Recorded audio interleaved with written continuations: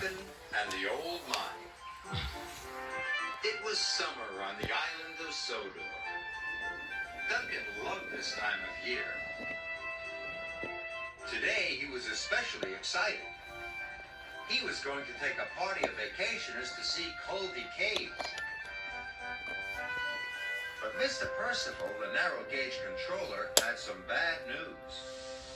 The machines at the main coaling plant have broken down. Sir Topham Hatt needs coal until they are mended. Mr. Percival told Duncan and Rusty to bring coal down from the mine in the hills. Then Thomas will take it to the coaling plant, he said.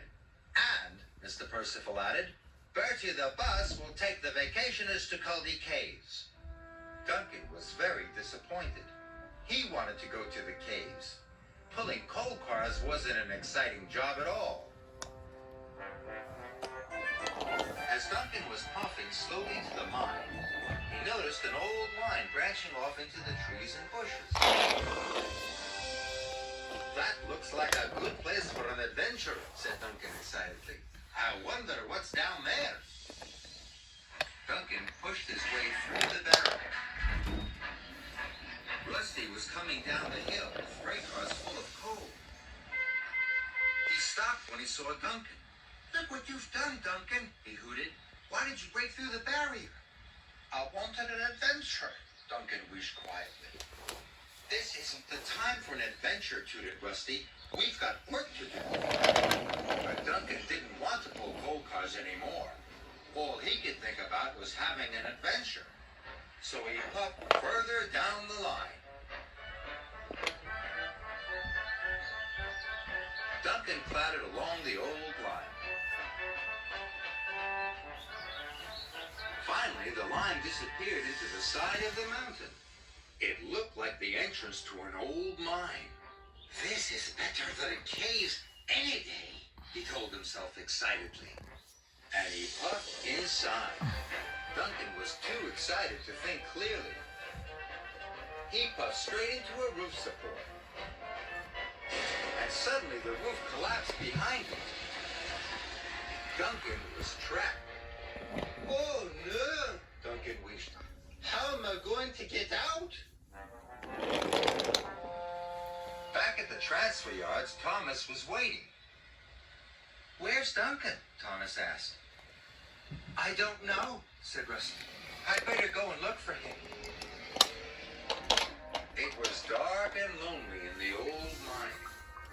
Duncan didn't like it at all. He looked up at the shafts of light. Maybe if I whistle, someone will hear me. Duncan whistled as loudly as he could, but there was no reply. He tried again even louder. But Rusty didn't hear Duncan's whistle. He was too far away. No one knows where I am, wished Duncan miserably. I'll have to find my own way out. Duncan puffed slowly forward. Inch by inch, Duncan crept further into the mine. It was dark in the tunnel, and getting darker. Then suddenly he bumped into a set of buffers. Duncan could go no further.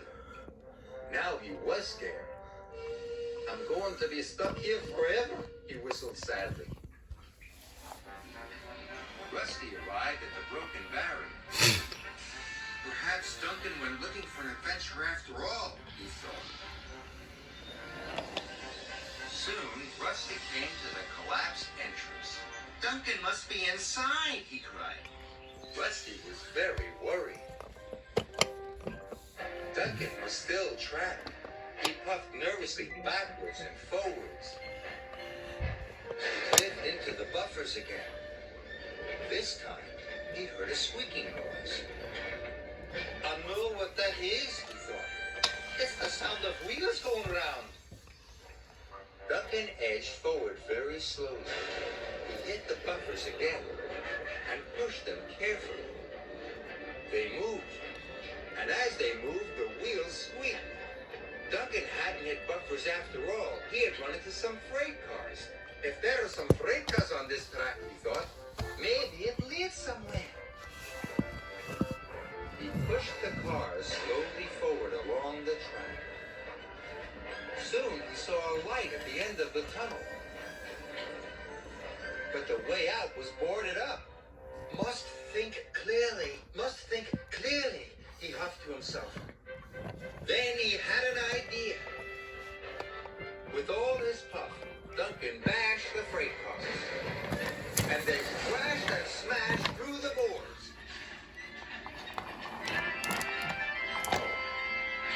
Duncan was free. I did it, he hooted happily. Rusty heard the crashing sound. He hurried on to see what it was. Soon he found Duncan. Where have you been? He cried. I had an adventure, puffed Duncan happily. And look what I found. Rusty could hardly believe it. Duncan was pushing cars full of coal. Duncan and Rusty raced the freight cars down the mountain to Thomas. Duncan and Rusty pulled into the transfer yards. Thomas was very happy to see them, and so was Mr. Percival. Duncan told Mr. Percival all about his adventure. Mr. Percival told Duncan he was very lucky. Duncan should not have broken through the barrier. Adventure can be full of surprises, Duncan, Mr. Percival told him. Some good and some not so good. Rusty and Thomas agreed. And next time I have an adventure, whistled Duncan, I will know to think clearly all the time.